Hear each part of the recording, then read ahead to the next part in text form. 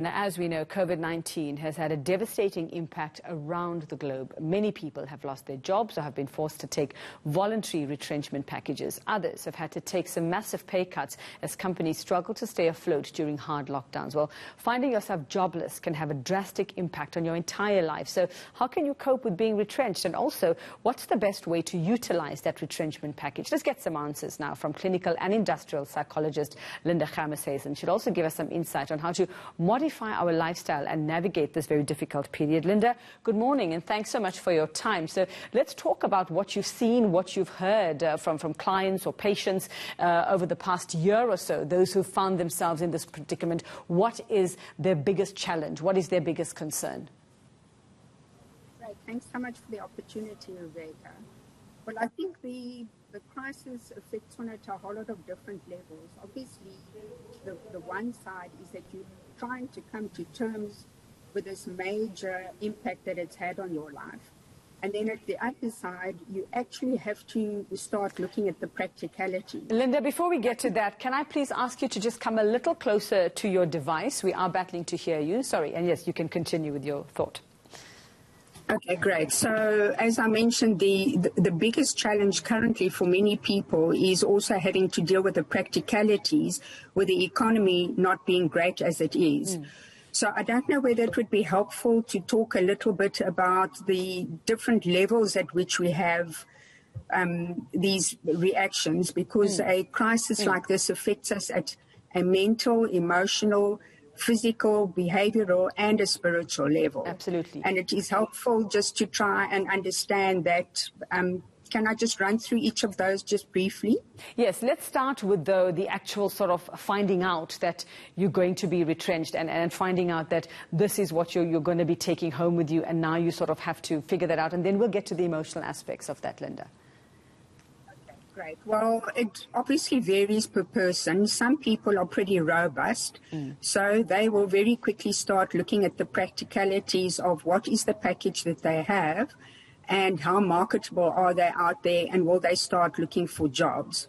Others may not be that resilient, and age or race or whatever may be counting slightly against them, and those people might withdraw a bit more into themselves, might be a bit more ashamed to talk about the fact that it has happened to them. They might, in fact, even take it quite personally. Yeah. All right. So that comes with that. And then what's the sort of overall impact, with their lives, with their families, with their relationships as well, once retrenchment enters the fray? I think the impact is actually enormous, and it happens at a whole lot of different levels. Because if you've been through a crisis like this, you're in backup mode. Yeah. So clearly you're not giving of the best of yourself to the family.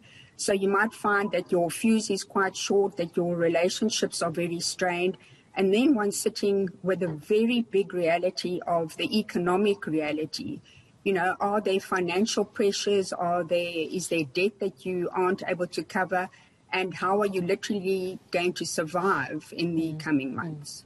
Okay, so Linda, let's talk practically now. Let's talk about, you've got this package, whether you were forced to do it, whether you said, put your hand up because you've been wanting to leave your horrible job for a long time, and you said, okay, I'll volunteer, I'll take the package. I mean, for some people, it's actually given them a new lease on life as well, you know.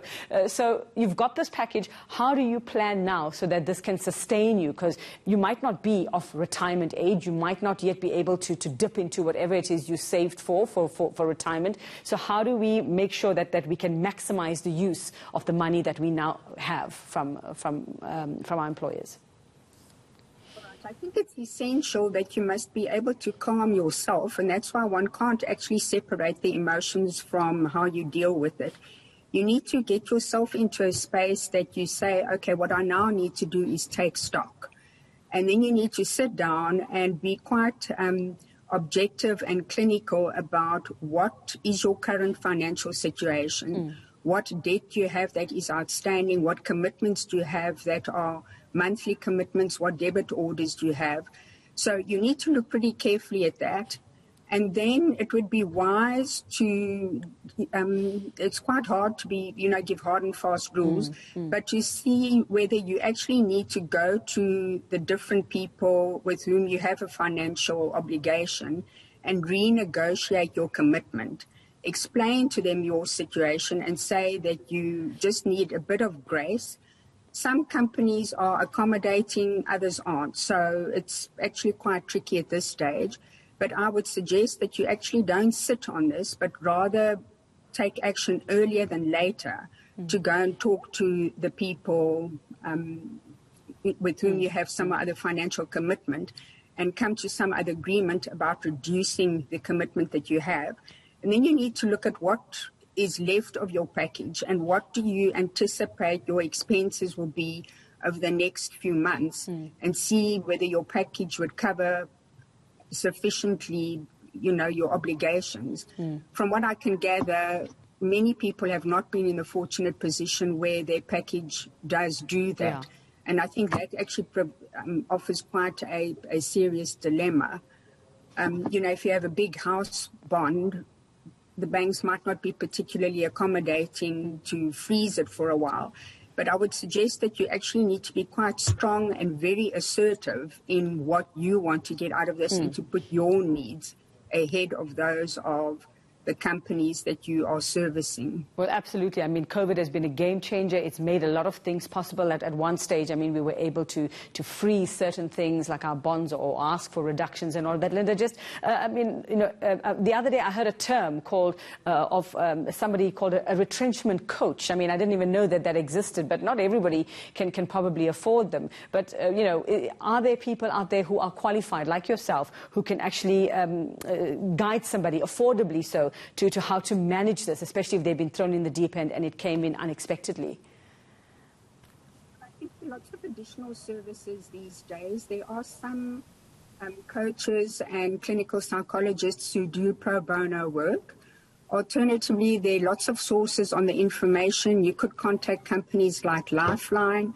Many communities also have community organizations or non-government organizations who do offer a service and provide some kind of assistance. And I would recommend people need to reach out. Very few coaches or psychologists, I think, would be that clinical that they would not be willing to help somebody tied over. I mean, I was contacted recently just to ask somebody, how do they just deal with their own stress levels at this time? And even if you just get a few little pointers. Yeah. But I think obviously the financial stress is probably some of the greatest. And then that ripples over to the family and your own ability to be able to cope and move forward. All right, Linda Hazen, industrial and clinical psychologist, thanks so much. It is a start. We obviously couldn't give you each a bit of advice for your own particular situation, but you kind of have an idea of where you can start to sort of look at the road ahead if you find yourself in this predicament of being retrenched. Well,